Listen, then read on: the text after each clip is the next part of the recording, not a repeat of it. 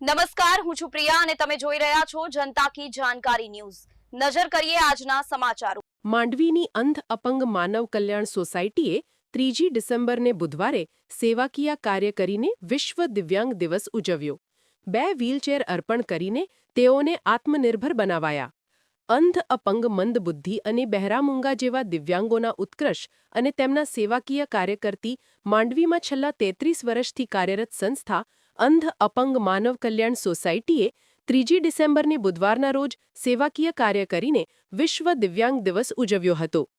માંડવીમાં નાનાલાલ વોહરા માર્ગ પર આવેલા સંસ્થાના કાર્યાલયમાં બુધવારે યોજાયેલા એક કાર્યક્રમમાં સંસ્થાના પ્રમુખ શાંતિલાલભાઈ ગણાત્રા, મંત્રી દિનેશભાઈ શાહ, ખજાનચી પ્રતાપભાઈ ચોથાણી, સહમંત્રી સુલતાનભાઈ મીર, સહખજાનચી અશ્વિનભાઈ ગજરા અને રમતગમત પ્રોજેક્ટના પ્રોજેક્ટ ચેરમેન કમલેશભાઈ પાઠકના હસ્તે સંસ્થા તરફથી માંડવીના દિવ્યાંગ બેન અને સલાયાના દિવ્યાંગ ભાઈને વ્હીલચેર અર્પણ કરીને તેમને આત્મનિર્ભર બનાવાયા હતા।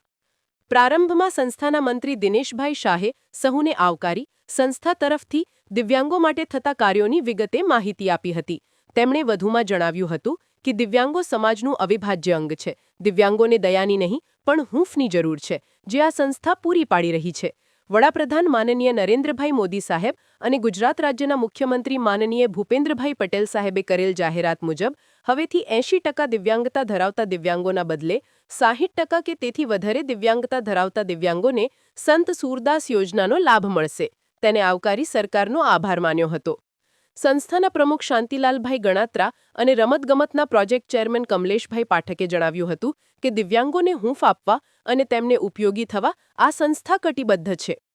સમગ્ર કાર્યક્રમનું સંચાલન સંસ્થાના મંત્રી દિનેશભાઈ શાહે કરેલ હતું, જ્યારે સહમંત્રી સુલતાનભાઈ મીરે આભાર દર્શન કરેલ હતું। સંસ્થાના શૈલેષભાઈ મીઠાવાલા અને નિશાબેન પરમાર કાર્યક્રમમાં સહયોગી રહ્યા હતા। વિશ્વ દિવ્યાંગ દિવસે માંડવી અંધ અપંગ માનવ કલ્યાણ સોસાયટી તરફથી 2 દિવ્યાંગોને વ્હીલચેર અર્પણ કરતા સંસ્થાના હોદ્દેદારો શાંતિલાલભાઈ ગણાત્રા, દિનેશભાઈ શાહ, પ્રતાપભાઈ ચોથાણી, કમલેશભાઈ પાઠક, સુલતાનભાઈ મીર અને અશ્વિનભાઈ ગજરા નજરે પડે છે। સ્ટોરી રમેશભાઈ ભાનુશાલી, નલિયા, અબડાસા, કચ્છ।